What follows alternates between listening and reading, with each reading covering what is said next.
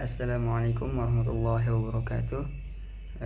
Now I will present or explain my book, and the title of my book is Analyze Anything: Guide to Critical Reading and Writing. Analisis apa saja, panduan untuk membaca dan menulis kritis. Jadi di sini saya akan membahas satu bab saja. Nah, jadi the first bab pertama ini adalah tentang introduction, pendahuluan. Jadi bab 1 ini memiliki 7 poin. Poin pertama adalah analysis is part of everyday thinking. Yaitu analisis adalah bagian dari kehidupan sehari-hari. Nah, jadi pada bagian analisis is part of everyday thinking, analisis adalah bagian dari kehidupan sehari-hari ini memiliki beberapa bagian. Nah, yang pertama itu adalah humans naturally ask questions about meaning. Itu manusia secara alami bertanya tentang makna. Jadi manusia itu secara alami selalu ingin mengetahui makna dari sesuatu. Ketika melihat sesuatu peristiwa, membaca berita, atau mendengar pendapat orang lain, kita cenderung bertanya, apa maksudnya? Atau mengapa hal itu terjadi? Rasa ingin tahu ini merupakan dasar dari proses analisis. Kemudian, bagian kedua yaitu critical thinking helps us understand the world. Itu berpikir kritis membantu memahami dunia. Nah, jadi berpikir kritis membantu kita memahami dunia secara lebih mendalam.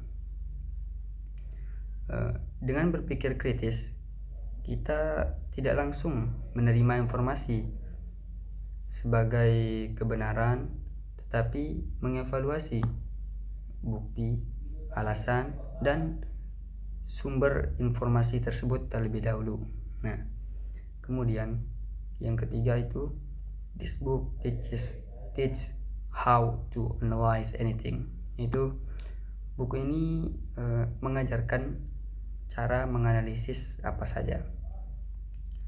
Nah, jadi buku Analyze Anything ini bertujuan untuk mengajarkan pembaca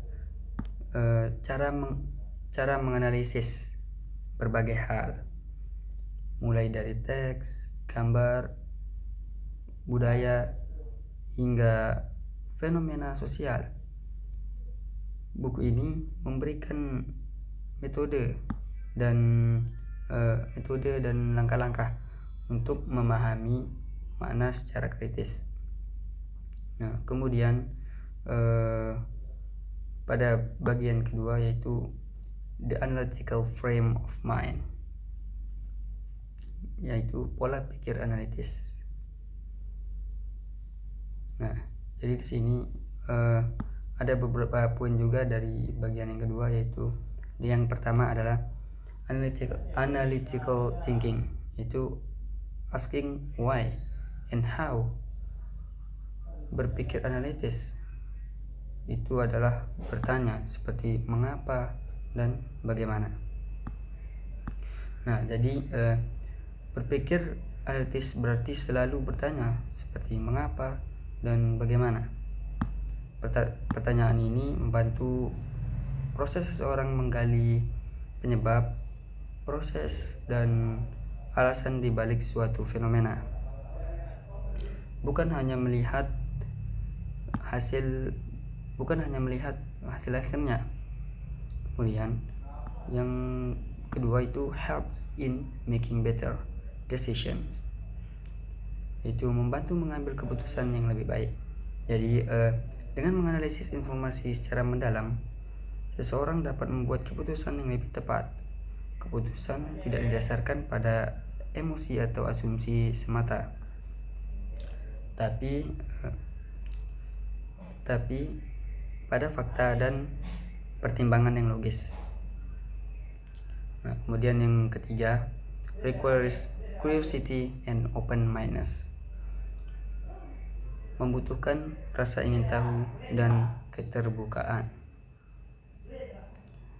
Jadi pola pikir analitis ini membutuhkan rasa ingin tahu yang tinggi dan keterbukaan terhadap ide-ide baru. Seseorang harus bersedia mempertimbangkan berbagai sudut pandang sebelum menarik kesimpulan. Kemudian yang keempat, not just accepting things at surface level, itu tidak hanya menerima sesuatu apa adanya. Berpikir analitis berarti tidak langsung menerima sesuatu apa adanya. Kita harus mencoba melihat makna yang lebih dalam, alasan tersembunyi, atau faktor-faktor yang memengaruhi kejadian. Kemudian di bagian yang ketiga itu the semiotic method atau metode semiotik. Nah, pada bagian yang ketiga ini memiliki beberapa bagian. Yang pertama itu semiotics, study of signs, yaitu semiotik atau ilmu tentang tanda. Semiotik ini adalah ilmu yang mempelajari tanda dan cara tanda tersebut menghasilkan makna. Nah, ilmu ini membantu kita memahami bagaimana pesan disampaikan melalui simbol, kemudian kata ataupun seperti gambar. Nah, kemudian yang kedua itu a sign is anything that carries meaning. Itu tanda adalah sesuatu yang memiliki makna.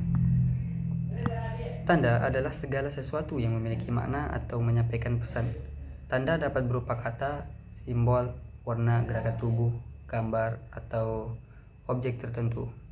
Nah, kemudian yang ketiga, meaning is created through interpretation, yaitu makna muncul melalui interpretasi. Nah, jadi makna tidak selalu melekat pada suatu tanda secara otomatis. Makna muncul ketika seseorang menafsirkan tanda tersebut berdasarkan seperti contohnya pengalaman, pengetahuan, dan konteks yang dimilikinya. Kemudian yang keempat, signs exist everywhere in daily life. Itu tanda ada di mana-mana dalam kehidupan. Tanda dapat ditemukan di mana saja, baik dalam kehidupan sehari-hari seperti rambu lalu lintas, logo perusahaan, pakaian, bahasa tubuh, dan berbagai komunikasi lainnya atau berbagai jenis lainnya. Dan yang keempat, the fourth is literary and cultural signs, itu tanda dalam sastra dan budaya. The first is signs appear in literature and culture. Tanda sering ditemukan dalam karya sastra dan budaya. Penulis maupun masyarakat menggunakan tanda untuk menyampaikan pesan, nilai, atau identitas tertentu.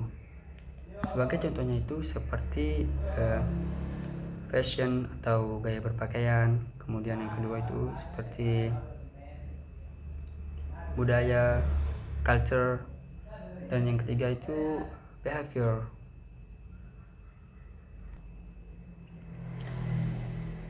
Tanda sering ditemukan dalam karya sastra dan budaya. Penulis maupun masyarakat menggunakan tanda untuk menyampaikan pesan, nilai, atau identitas tertentu. Sebagai contohnya itu seperti fashion atau gaya berpakaian, kemudian language itu bahasa, dan yang ketiga itu seperti behavior atau kebiasaan.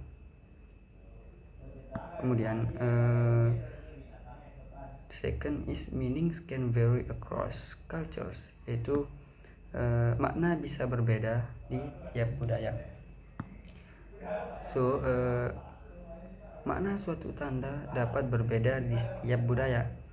Nah, sebuah simbol yang dianggap positif di satu budaya bisa memiliki arti berbeda di budaya lain. Kemudian fifth is it all relative. Semuanya relatif.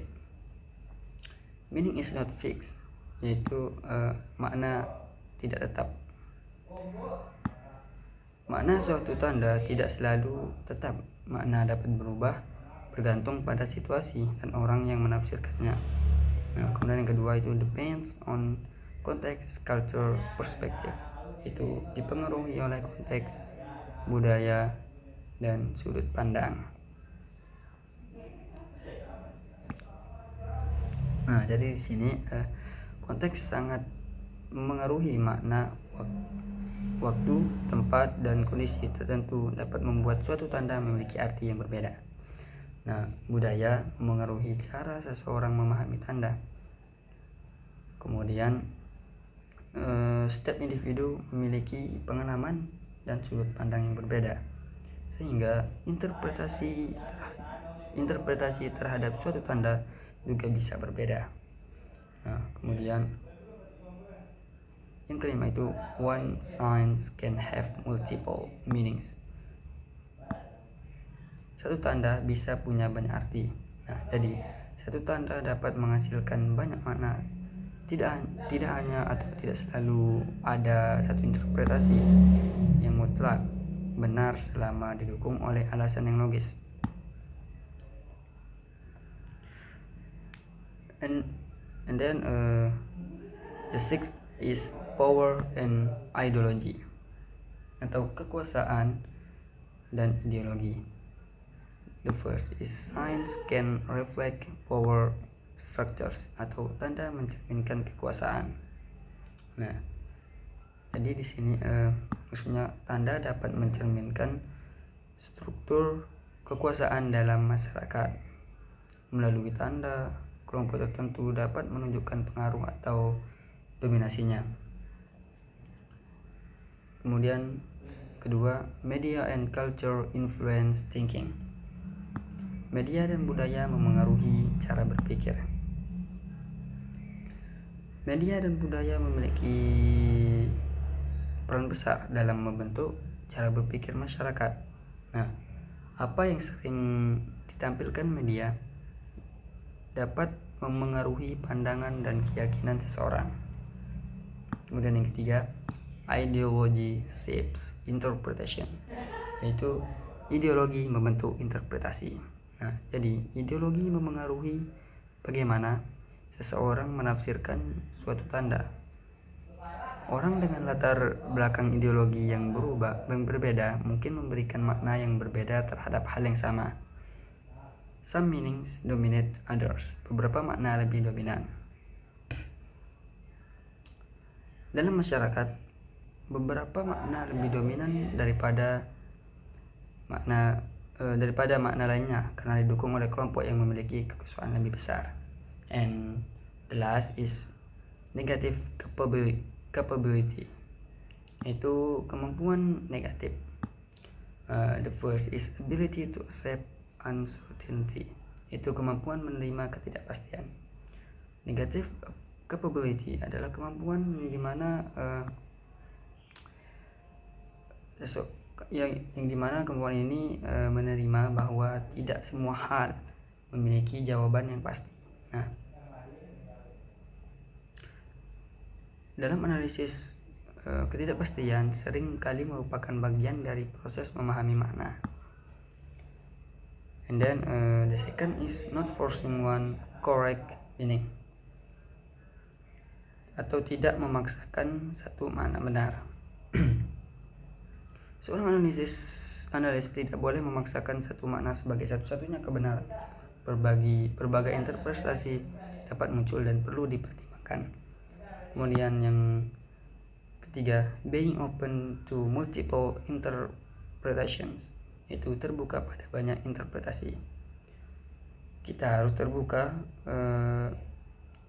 terhadap berbagai kemungkinan bahwa makna yang berbeda.